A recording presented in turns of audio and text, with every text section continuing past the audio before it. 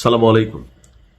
যারা আমার নিউজগুলো রেগুলার দেখেন, গেল 2 থেকে 3 দিন আগে আমি একটা কথা বলছিলাম যে যখন আমরা দেখলাম যে দীর্ঘদিন যাবৎ ইরানের বিরুদ্ধে একটা স্থল অভিযান পরিচালনা করার জন্য প্রায় 2,500 মার্কিন সেনা বললে ভুল হবে, স্পেশাল কল অর্থাৎ ধরেন যারা বিভিন্ন ধরনের অস্ত্রের প্রশিক্ষণ অথবা বড় ধরনের অপারেশন চালাতে সক্ষম এমন বাছাই করা 2,500 সেনাকে ইরানে স্থল অভিযানের জন্য পাঠাবে ট্রাম্প, এমন একটা বক্তব্য ছিল।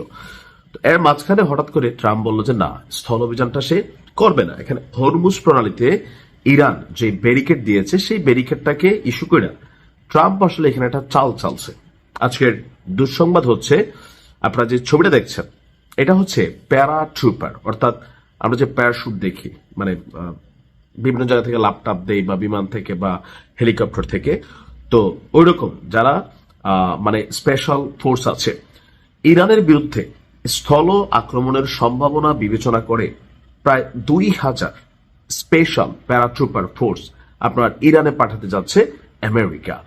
এমন প্রেক্ষাপটে মধ্যপ্রাচ্যে বহু মার্কিন প্যারাট্রুপার যুদ্ধে অংশগ্রহণ নিতে পারে বলে ধারণা করা হচ্ছে। অর্থাৎ মধ্যপ্রাচ্যের যে সকল দেশগুলোতে ইরান প্রতিনিয়ত অভিযান চালাচ্ছে তাদের এখানে যে মার্কিন যুক্তরাষ্ট্রের সামরিক ঘাঁটিগুলো আছে সেই ঘাঁটিতে যারা মার্কিন ফোর্সগুলো আছে তারা এখানে অনেকেই আপনার প্যারাট্রুপার।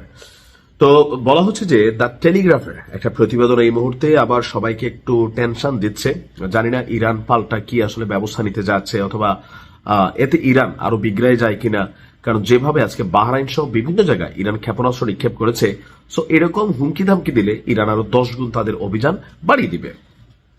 দ্য টেলিগ্রাফের প্রতিবেদনটি বলছে, স্থল অভিযান শুরু হলে যুক্তরাষ্ট্রের অভিযান 82তম এয়ারবর্ন ডিভিশন, অর্থাৎ যুক্তরাজ্যের বিভিন্ন ফ্রন্টে আপনার যোদ্ধা আছে। যেমন আমরা ইরানেও যদি দেখি, ধরেন আইআরজিসি হচ্ছে ইরানের মূলধারা সেনাবাহিনীর বাহিরে আরেকটা বাহিনী, যাদেরকে অভিজাত রাজকীয় বাহিনী বলা হয়ে থাকে। তো তদ্রুপ যুক্তরাজ্যেও আপনার এরকম বেশ কয়েকটি ইউনিট আছে। তো এর মধ্যে অভিজাত ইউনিটের মধ্যে যেটা 82তম, ওটার নাম হচ্ছে এয়ারবর্ন ডিভিশন।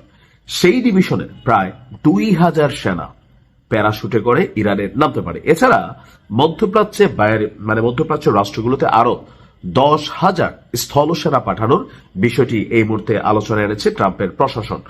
এমনকি মার্কিন যুদ্ধ মন্ত্রণালয়ের দেওয়া তথ্য, আপনার প্রতিরক্ষা বিভাগের দেওয়া তথ্য বিষয়টাকে অনেকটা কনফার্মেশন করছে। বলা হচ্ছে স্থল সেনা যদি এই মুহূর্তে পাঠানো হয়, যারা যুদ্ধের বিশ্লেষক আছেন তারা বলছেন যে পরিস্থিতি আরো উত্তেজনাকর হবে। আক্রমণকারী বাহিনীর অগ্রভাগ হিসাবে কাজ করতে পারে আপনার এই 82তম বেস, আর শত্রু ভাবাপন্ন পরিবেশে ঝুঁকিপূর্ণ অভিযানে তারা বিশেষজ্ঞ। অর্থাৎ ইরান অনেকটা খাঁজ কাটা জায়গা, যেখানে আপনার প্রকৃতি তাদেরকে অনেক ধরনের সেফটি দিয়েছে, ভ্যালি, উপত্যকা, বিভিন্ন জায়গায় লোকাল সহযোগিতা ছাড়া আপনি কি বলা হয় যে অভিযান চালাতে পারে। তবে এখানে অনেকটা প্রশ্নবিদ্ধ বিষয় হচ্ছে যে এই যে বাহিনীটা, তাদের একটা পজিটিভ সাইড হচ্ছে তারা 24 ঘন্টার মধ্যে পৃথিবীর যে কোনো প্রান্তে নাকি তাদেরকে পৌঁছানো যায়, আর তারা মাটিতে নেমে বিমান ঘাঁটি, বন্দর, গুরুত্বপূর্ণ স্থাপনাগুলোকে দখল করতে সক্ষম। আর এই ইউনিটটি দ্বিতীয় বিশ্বযুদ্ধের সময় ব্যাপক খ্যাতি অর্জন করেছিল। এরপর থেকেই প্রায় বড় সকল অপারেশন যেখানে আমেরিকা চালায় সেখানে তাদেরকে ফাইনালি ব্যবহার করে। এখন প্রশ্ন হচ্ছে যে ইরানের উপত্যকার এই শহরে বা এই দেশে এই ফোর্স কতটুকু সফল হবে, আর ইরান তাদেরকে কিভাবে ওয়েলকাম করবে। ভালো থাকুন। আসসালামু আলাইকুম।